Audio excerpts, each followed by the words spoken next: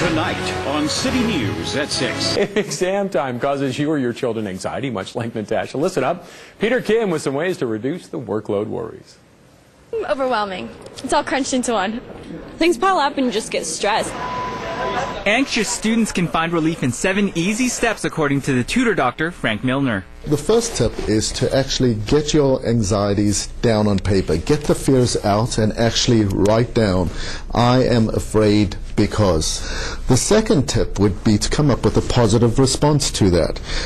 I am going to do well because I studied hard and I prepared for this exam. And just by getting them out alleviates the fear.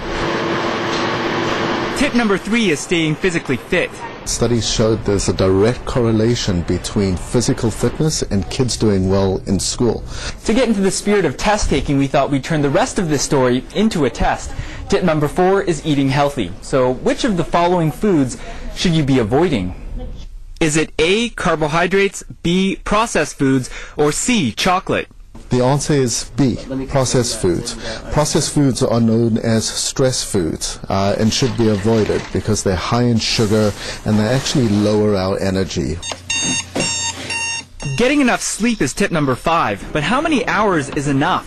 Always want to try and get a minimum of 8 hours sleep a night, and again, this allows us to think more clearly.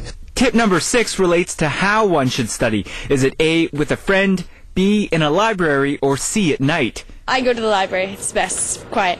Alone usually. Yeah. Couple coffee breaks in between. The answer is A. Think of it like a study buddy or a coach, you know, somebody to bounce ideas off of. The final tip is a bit surprising. It's aromatherapy. It actually clears our mind and opens the receptacles to information coming in. You can even assemble a first aid kit, according to the Tutor Doctor, to bring with you on test day.